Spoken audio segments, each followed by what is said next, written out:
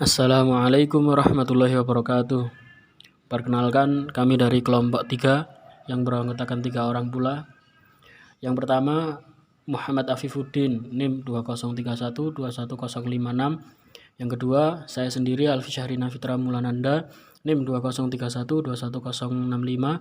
Dan yang ketiga, M Najihul Umam, NIM 203121066. Di sini kami akan mempresentasikan hasil diskusi kami mengenai kerangka perencanaan penelitian, kajian pustaka, dan plagiarisme. Materi yang dikaji yaitu 1. Pengertian kajian pustaka, 2. Pengertian plagiarisme, yang ketiga memahami isi kajian pustaka. Langsung saja yang pertama yaitu pengertian kajian pustaka. Secara umum, kajian pustaka adalah sebuah ringkasan yang diperoleh dari suatu sumber bacaan yang berkaitan dengan bahasan penelitian. Beberapa kajian pustaka menurut beberapa orang. 1. Hamid Y. berpendapat bahwa kajian pustaka merupakan proses yang dilakukan guna menemukan teori baru dan biasanya dilakukan oleh para peneliti. 2. Dari Triyono. Kajian pustaka yang memiliki kajian literatur dapat memicu timbulnya gagasan penyusun kerangka pemecah masalah. Dan yang ketiga dari Punaji.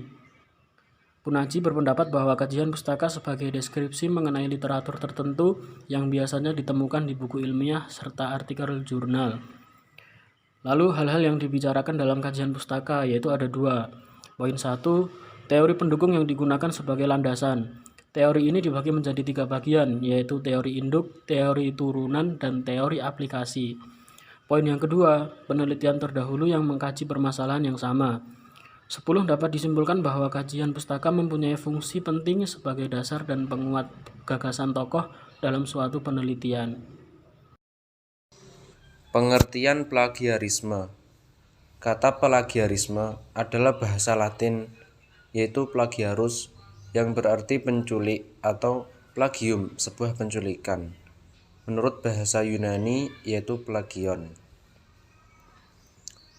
Menurut asal-usul kata ini, plagiarisme dapat diartikan sebagai sebuah tindakan penculikan karya seseorang dan mengakuinya sebagai karyanya sendiri. Dalam bahasa Indonesia, istilah plagiat yang merupakan serapan dari bahasa Perancis lebih populer dibanding plagiarisme. Bahkan istilah plagiat ini sudah dimasukkan dalam Peraturan Menteri Pendidikan Nasional Nomor 17 Tahun 2010 tentang pencegahan dan penanggulangan plagiat di perguruan tinggi. Pengertian plagiarisme menurut beberapa ahli. Ada beberapa pendapat menurut para ahli. Nomor 1, Laster. Laster mengemukakan plagiarisme adalah kata-kata atau pendapat orang lain sebagai kepunyaan kita sendiri. Kemudian 2, Silverman. Silverman mengemukakan plagiasi adalah menulis fakta, kutipan, atau pendapat yang didapat dari orang lain atau buku, makalah, file, televisi, atau tanpa menyebutkan sumbernya. Yang ketiga yaitu Lindsay.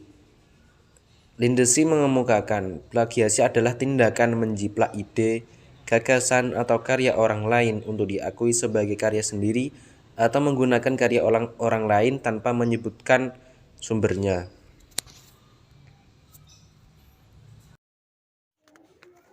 Memahami isi kajian pustaka.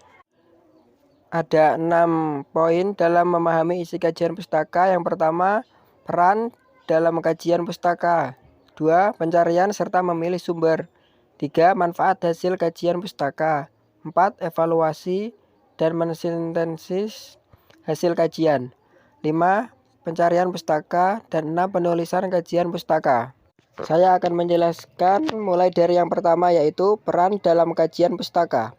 Kajian pustaka di samping membekali peneliti dengan landasan yang diinginkan, juga mencerminkan kedalaman teori yang terlibat dalam penelitian. Jadi kedudukan kajian pustaka dalam penelitian menempati peranan yang strategis karena dia merefleksikan kadar keilmiahan suatu penelitian. 2. Pencarian serta memilih sumber. Sumber yang sudah diketahui ada yang telah dituliskan, ada pula yang belum. Sumber yang telah dituliskan maka dapat diperoleh dengan mencarinya di internet atau di perpustakaan.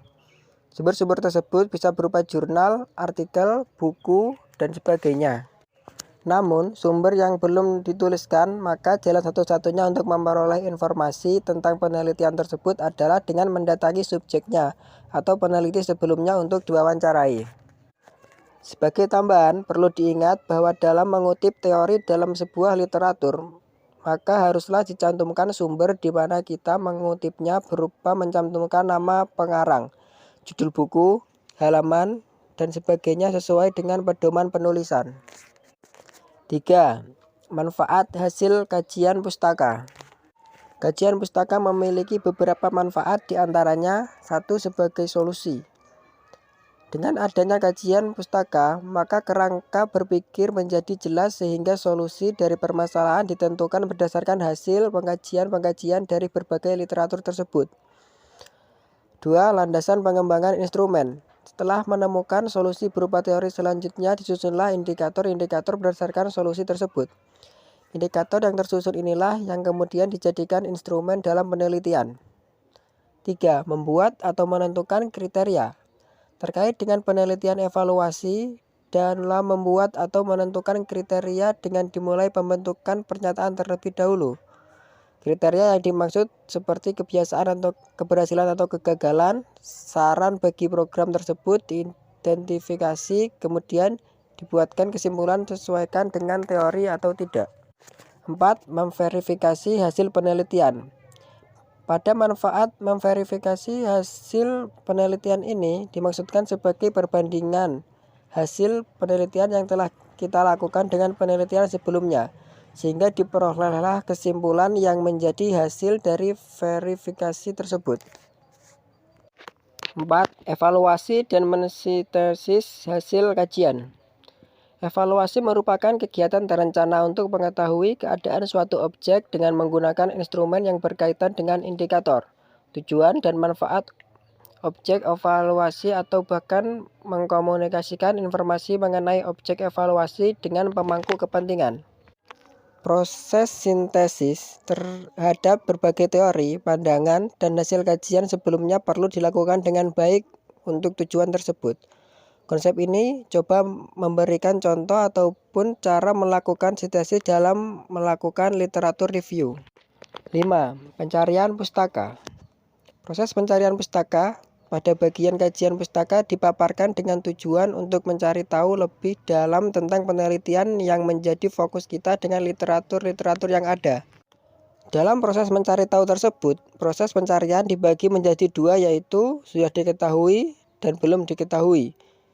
Tapi penelitian yang sudah diketahui atau dalam artian telah dikaji sebelumnya, maka dapat dijadikan sebagai sumber referensi. Untuk dijadikan sebagai sumber referensi tentunya haruslah diketahui bagaimana memperoleh informasi mengenai sumber tersebut.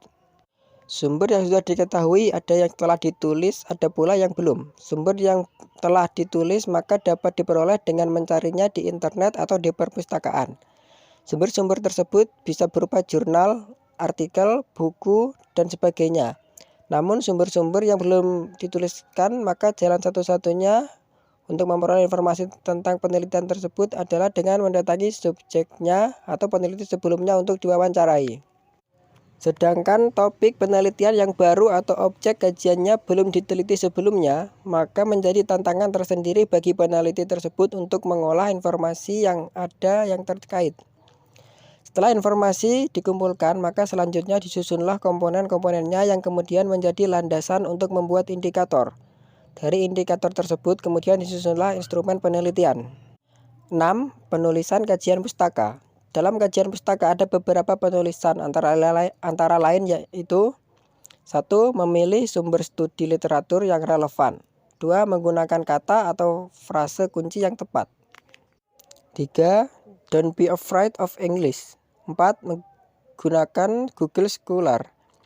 5. Hindari plagiarisme. Menggunakan paragraf saing, jangan lupa lakukan situasi. 6. Gunakan pengaturan literatur atau referensi otomatis.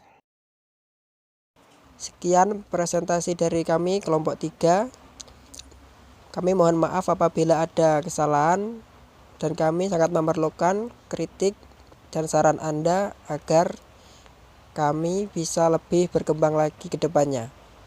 Assalamualaikum warahmatullahi wabarakatuh.